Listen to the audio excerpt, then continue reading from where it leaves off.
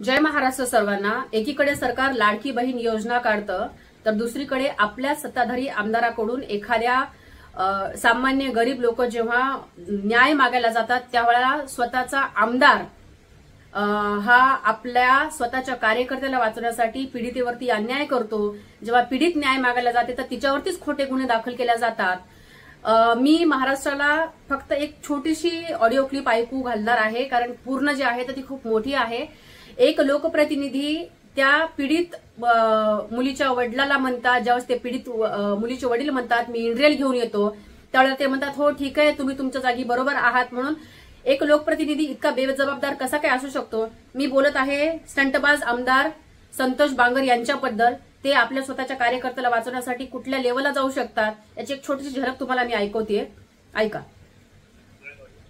Hello, कुठं औरंगाबाद आहे का? हो दादा, औरंगाबादलाच आहे दादा।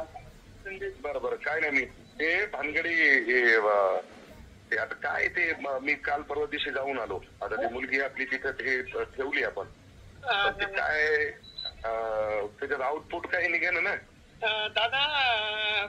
बघा ना आता तुम्ही जे बघा मी किती नाही, इकडे ऐका की तुम्ही गरीब आहे बाबा, मी 100% मान्य आहे, पण इकडे ऐका ना, आपल्या लेकराचा सत्यानाश होऊ नये, कारण की त्याची मनस्थिती काही वागवण्याची का ठेवण्याची दिसेना। दादा एक काम करू, आता इकडे काय करा तुम्ही या।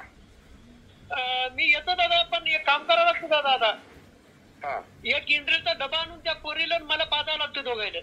नाही इकडे ऐका ना, इंद्रेलचा डब्बा अन्न हे तुम्हाला सांगतो ते ठीक आहे, विषय तुमच्या पद्धतीने बरोबर आहे, पण काहीतरी आपल्या लेकराचा सत्यानाश हो। इंड्रेलचा डब्बा, ते इंड्रेल म्हणजे विष।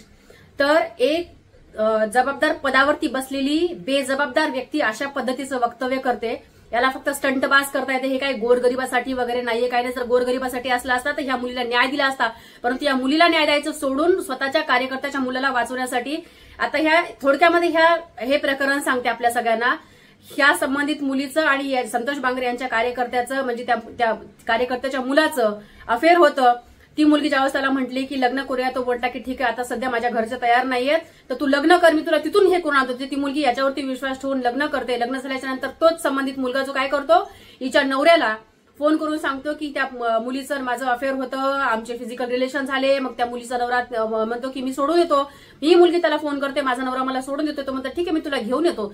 घेऊन आल्याच्या नंतर तिला मग ती त्याच्या घरी जाते। घरी झाल्याच्या नंतर 2-3 दिवसांनीच तिचे आई वडील म्हणजे संतोष बांगरचा कार्यकर्ता आणि त्याची बायको तर त्यांना वागणूक थोडीशी म्हणजे त्रासदायक वागणूक देतात, आणि मग पुन्हा त्या मुलीला मग दुसऱ्या ठिकाणी तो मुलगा आणि ती मुलगी दुसऱ्या ठिकाणी राहतात। मग जेव्हा ह्या मुलीचे वडील आपली कैफियत घेऊन संतोष बांगर यांना सांगतात की तुमच्या कार्यकर्त्याचं असं तसं, तर त्यावेळेला संतोष बांगर ह्या मुलीच्या वडिलांसोबत आणि या मुलीसोबत राहण्याच्या ऐवजी किंवा त्यांना साथ देण्याच्या ऐवजी स्वतःच्या कार्यकर्त्याला वाचवण्यासाठी हे असा फोन कॉल करतात।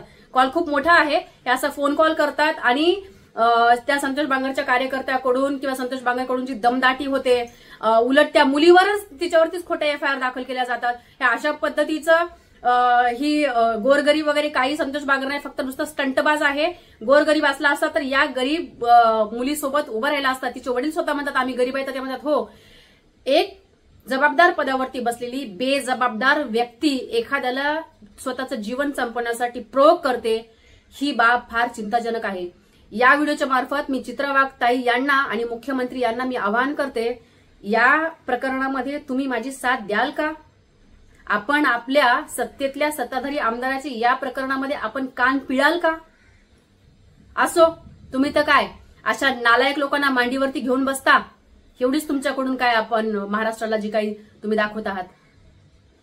जय महाराष्ट्र।